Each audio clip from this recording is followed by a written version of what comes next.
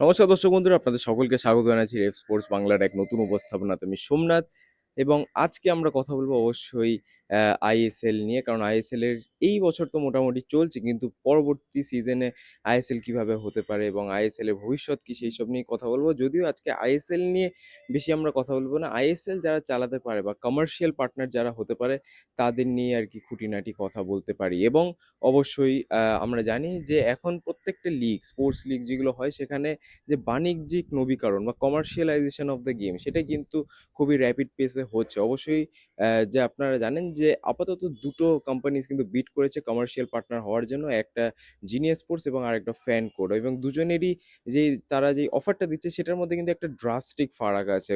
যেখানে আপনারা জানেন যে জিনিয়াস স্পোর্টস তারা কিন্তু প্রায় 65 কোটি টাকা প্রত্যেক বছর ইনভেস্ট করতে চাইছে, এবং সেখানে কিন্তু অবশ্যই ফ্যান কোড তারাও কিন্তু আছে 36 কোটি টাকা প্রত্যেক বছরে দেবে। এবং প্রত্যেকটা দুটো কোম্পানি কিন্তু প্রমিস করেছে যারা যত পরের যে বছরগুলো হবে সেখানে কিন্তু একটা 5% ইনক্রিমেন্ট করবে, বা টোটাল যে বাজেটটা সেটা 5% করে ইনক্রিমেন্ট করে এটা 20 বছর অব্দি তারা টানবে এই জিনিসটা। তো অবশ্যই আজকে এসব নিয়ে কথা বলবো। কিন্তু ফ্যান কোডের ব্যাপারে তো আপনারা জানেন যে এই বছরের ডিজিটাল পার্টনার বা এই বছর ব্রডকাস্টিং পার্টনার হয়েছে ফ্যান কোড, কিন্তু পাশাপাশি কমার্শিয়াল পার্টনারের জন্য কিন্তু তারা দাবি জানিয়েছে পরের সিজন থেকে।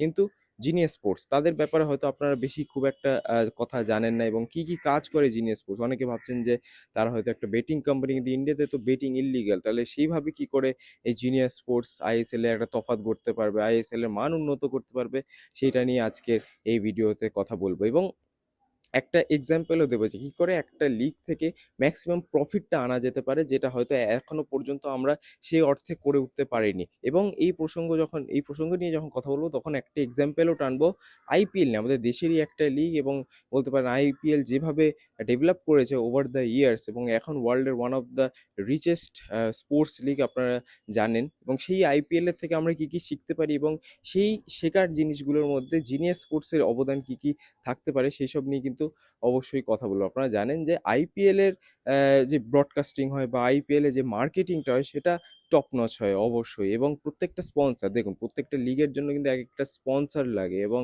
সেই স্পন্সর অবশ্যই আসে এবং লিগে তাদের ব্র্যান্ডিংটা করে, তাদের অ্যাডভার্টাইজমেন্ট করে। কিন্তু সেটা ভালোভাবে বা ইনোভেটিভ ওয়েতে কী করে হতে পারে, যেটা যাতে তাদের যে প্রোডাক্টটা সেটা দর্শকদের কাছে পৌঁছে যেতে পারে। অবশ্যই আপনারা খেলার মাঠে যখন ফুটবল আইএসএল হয়, খেলার মাঠে আপনারা সেই বিলবোর্ডস দেখতে পারেন যে মাঠের পাশে থাকে, সেখানে প্রত্যেকটা কোম্পানির নাম থাকে। অবশ্যই যে কোনো সোশ্যাল মিডিয়া পোস্ট হলো যে কোনো টিমের, সেখানে অবশ্যই স্পন্সরের নাম থাকে, বা জার্সির পিছনে বা জার্সির মধ্যে কিন্তু স্পন্সরের নাম লেখা থাকে।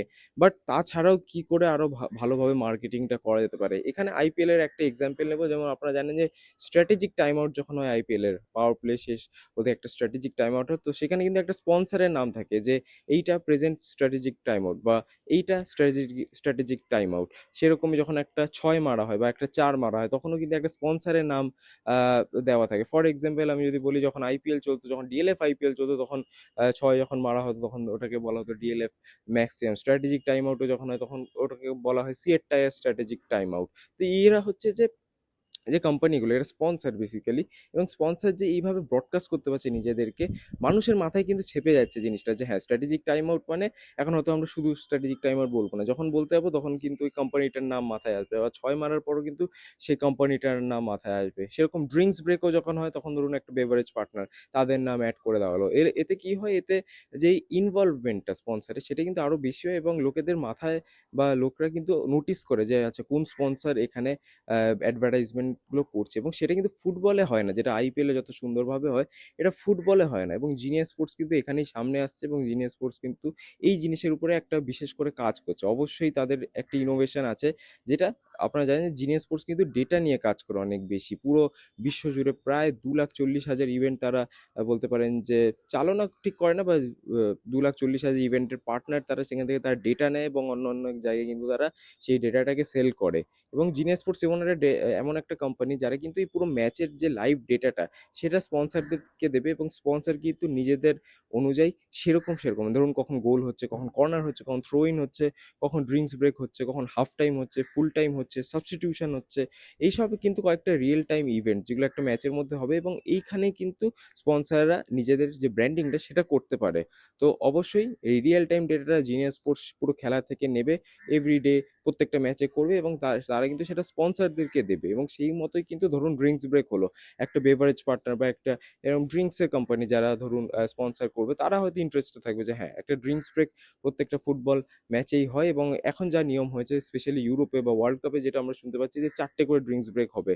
কিন্তু আইএসএল আপাতত আপনারা জানেন যে ফার্স্ট হাফে একটা ড্রিঙ্কস ব্রেক হয় অ্যারাউন্ড 25 মিনিটের মাথায়, 30 মিনিটের মাথায়, এবং সেকেন্ড হাফে একটা হয় 75 মিনিটের মাথায়। তো এখানে একটা বেভারেজ পার্টনারের কিন্তু দুটো অ্যাডভার্টাইজমেন্ট হয়ে গেলো। এরকমই যখন গোল হলো, যখন বলতে পারেন যে পেনাল্টি হতে চলেছে, কর্নার হতে চলেছে, থ্রো ইন হতে চলেছে, full time, half time, substitution, সবে কিন্তু এরকম করে কিছু কিছু কিছু কিছু কোম্পানি তাদের অ্যাডভার্টাইজমেন্ট করতে পারে ম্যাচের মাঝখানে। এবং এটার জন্য কিন্তু রিয়েল টাইম ডেটা খুব দরকার, কারণ না হলে তো কোম্পানি বুঝতে পারবে না কখন গোল হচ্ছে, কখন অ্যাসিস্ট হচ্ছে, বা কখন কর্নার থ্রোইং এসব হচ্ছে।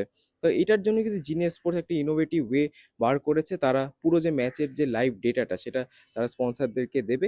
এবং এই যে একটা এক্সপেরিমেন্ট চলছে, এটা কিন্তু এই সামনেই আছে। এনবিএ আপনারা জানেন যে ইউএসএ বাস্কেটবল লিগ এবং খুবই পপুলার লিগ, ফ্র্যাঞ্চাইজ লিগ এই এনবিএ। এনবিএর যে ফাইনালস হতে চলেছে সেখানে কিন্তু এই টেকনোলজিটা তারা ইউজ করবে এবং পরে এই বছরে যে ফিফা ওয়ার্ল্ড কাপ হবে সেখানেও কিন্তু জিনিয়াস স্পোর্টসের একটা অবদান থাকবে, তারাও কিন্তু একটা পার্টনার।